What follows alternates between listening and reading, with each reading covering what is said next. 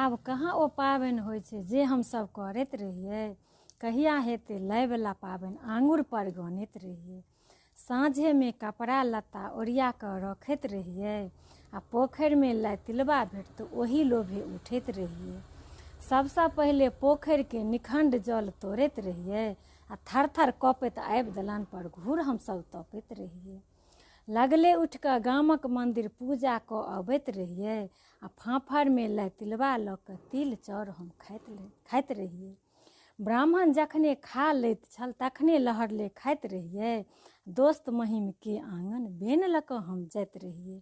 आब कहाँ ओ पाबनि होइ छै जे हमसब करैत रहियै।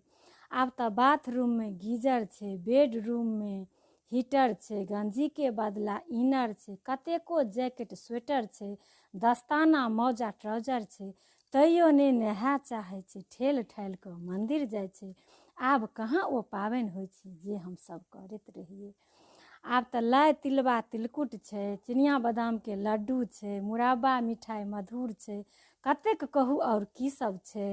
लऽ कऽ धियापुता नहि खाइ छै, दऽ दै छियै तऽ खा दै छै, दऽ दै छियै तऽ खा दै छै। आब कहाँ ओ पाबनि होइ छै जे हमसब करैत रहियै। आ कहिया हेतै लयवला पाबनि आङ्गुर पर गनैत रहियै।